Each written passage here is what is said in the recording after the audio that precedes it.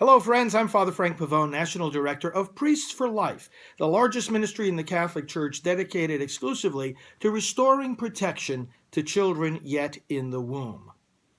There are many different issues that affect us all as we approach our national elections. And our United States bishops, of course, over the years have given us their guidance about all these issues. One of the most important documents our bishops have issued came in 1998. It's called Living the Gospel of Life, a challenge to American Catholics. And in that document, they talk about the fact that issues of war and peace, crime and terrorism, the death penalty, poverty, housing, education, health care are all issues in which Catholics and Catholic leaders need to constantly involve themselves. But let me read for you what they also say in that document. The bishops write, "But being right in such matters can never excuse a wrong choice regarding direct attacks on innocent human life. Indeed, the failure to protect and defend life in its most vulnerable stages renders suspect any claims to the rightness of positions in other matters affecting the poorest and least powerful of the human community." Now let's pause there and understand what they are saying. We all have to pursue all these different issues. Let's take, for example, crime. And different politicians will come forth with different plans about how to reduce crime in our neighborhoods. But you're not going to hear politicians debating with one another about whether we should protect people from crime. It's not whether we should protect them, it's how we should protect them. So that's a policy difference, but based on embracing the same principle.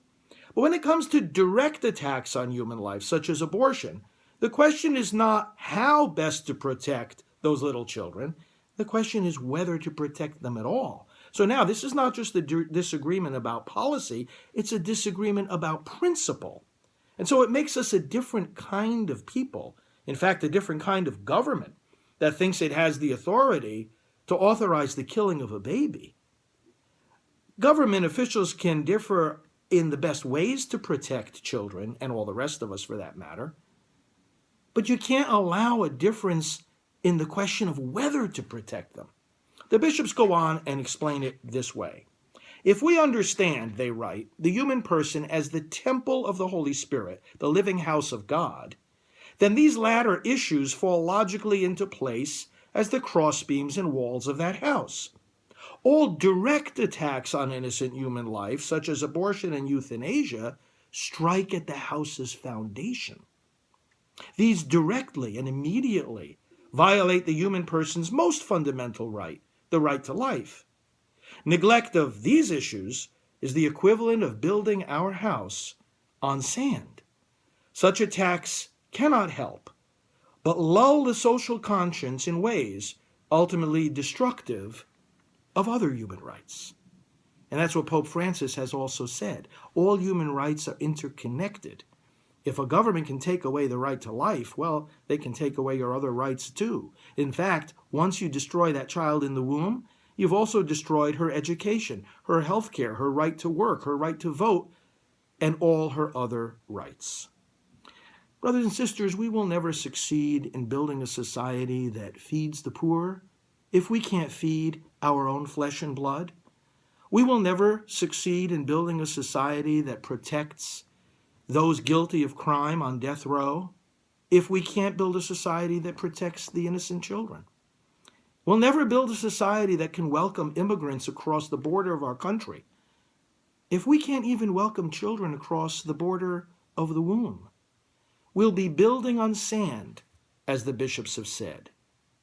Somebody else who said this in other words was Pope St. John Paul II.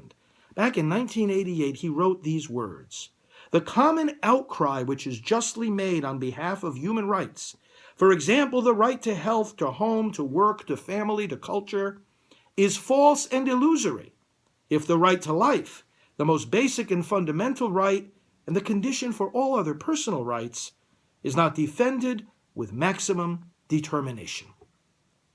Why did the Pope say false and illusory in reference to the call for these other rights? Well, because if someone permits abortion, then as they call for these other rights, they are saying they only belong to some human beings and not to all. Again, it's a different kind of government. One that says our rights are from God and government has to protect them, and another that says government can exercise a veto power over human rights. We have to pay attention not only to what the individual candidates say, but to what the parties they represent say in their party platforms. And that's why we at Priests for Life have prepared a comparison of the party platforms. You can find it at votinginfo.net. That's votinginfo.net. Let me conclude with the words of another saint, recently canonized, Mother Teresa of Calcutta. I knew her personally. She blessed and endorsed the work of Priests for Life, and we talked very often about pro-life strategy. And she spoke in Washington, D.C. in 1994 at the annual prayer breakfast. And here's what she said. If we accept that a mother can kill even her own child, how can we tell other people not to kill each other? Any country that accepts abortion is not teaching its people to love, but to use any violence to get what they want. And that is why the greatest destroyer of love and peace is abortion. My dear friends, there are many, many different issues. But what makes an issue in the first place is that life matters. We protect the poor because they have a right to make a living, because they have a right to live. Unemployment is important because people have a right to make a living, because they have a right to live. Any issue is important because human life matters. And so we also always have to start with a decision never to allow the killing of any person, innocent babies in particular. Thank you for listening. God bless you.